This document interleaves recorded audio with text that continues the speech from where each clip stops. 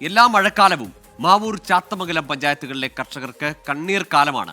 ഇത്തവണ വേനൽ മഴ നേരത്തെ എത്തിയതോടെ ഏക്കർ കണക്കിന് വാഴകൃഷിയാണ് നശിച്ചത്. കോഴിക്കോട് ജില്ലയിൽ ഏറ്റവും കൂടുതൽ വാഴ കർഷകരുള്ളത് മാവൂർ ചാത്തമംഗലം പഞ്ചായത്തുകളിലാണ്. മഴക്കാലങ്ങളെല്ലാം ഇവർക്ക് കൃഷിനാശത്തിൻ്റേത് കൂടിയാണ്.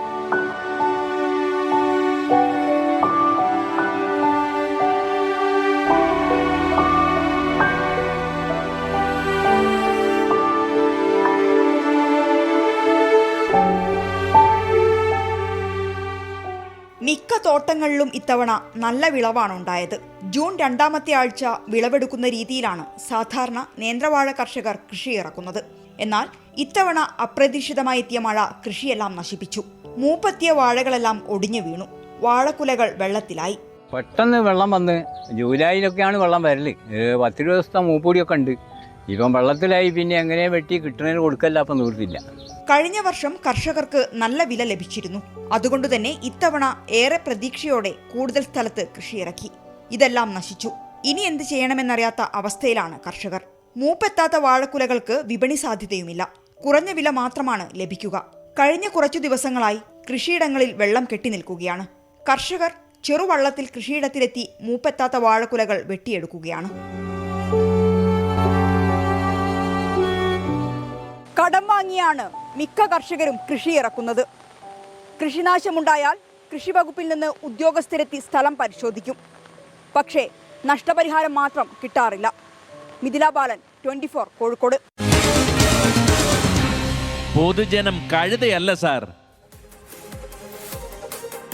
പ്രതീക്ഷയോടെ കൃഷി ഇറക്കിയ കർഷകരുടെ ദുരിതമാണ് നമ്മളിപ്പോൾ കണ്ടത്. കൃഷിയിടത്തിൽ വെള്ളം കെട്ടി അങ്ങനെ നിൽക്കുകയാണ്. ഇനി എന്ത് ചെയ്യുമെന്നാണ് കർഷകരുടെ ചോദ്യം. ചില പ്രതികരണങ്ങളിലേക്ക്. കഷ്ടപ്പെട്ട് വേനലൊക്കെ കുത്തിമുറിച്ച് ഉണ്ടാക്കുന്ന കുറച്ച് കടകും പള്ളിയൊക്കെ വാങ്ങിയിട്ട് ഉണ്ടാക്കുന്നതാണ്. 2 ദിവസം പമ്പ മഴ, ഒരു രക്ഷയില്ല. അപ്പം വായ മുഴുവനും പോയി, ഒടിഞ്ഞ് കുറേ കാറ്റിനൊടിഞ്ഞ്. പിന്നെ അതപ്പം നാളെ ഇപ്പം വെള്ളം ഇറങ്ങി കഴിഞ്ഞാൽ ചീരി ഒഴിഞ്ഞ് പോകും. ഒരു നയാ പൈസ നമുക്ക് കിട്ടില്ല. കഴിഞ്ഞ ദിവസം ഉണ്ടായ ശക്തമായ കാറ്റിലും മഴയിലാണ് എൻ്റെ 800ഓളം വാഴയിൽ ഭൂരിപക്ഷം വാഴയും നശിച്ചിട്ടുണ്ട്. കഴിഞ്ഞ വർഷമൊക്കെ എല്ലാവരും കയറിട്ട് കെട്ടിലായിരുന്നു. ഞാൻ ഈ കയറ് ഒഴിവാക്കി എല്ലാ വാഴയ്ക്കും മിക്കവാറും വാഴയ്ക്കും നാട്ടിൻ്റെ കൊടുത്തത്. ഈ നാട്ട കൊടുത്ത വാഴ ഏതാണ്ട് എല്ലാം നശിച്ചു പോയിട്ടുണ്ട്. ബാങ്കിൽ നിന്ന് ഭീമമായ സംഖ്യ ലോൺ എടുത്തിട്ടാണ് ഞാൻ കൃഷി ചെയ്യുന്നത്. ഇപ്പോൾ എങ്ങനെ അടയ്ക്കുന്നത് അറിയാത്തൊരു അവസ്ഥയിലാണ് ഇപ്പോൾ ഞാൻ നിൽക്കുന്നത്. വാഴ മൊത്തം പോയ സ്ഥിതിയിലാണ്. പെട്ടെന്ന് ചുഴലിക്കാറ്റെല്ലാം കൂടി വന്ന് കാറ്റും മഴയെല്ലാം കൂടി വന്ന് പോയി. ഇനിയിപ്പോൾ എന്ത് ചെയ്യുന്നു എനിക്കറിയില്ല. എല്ലാം കൊണ്ടും ബുദ്ധിമുട്ടാണ്.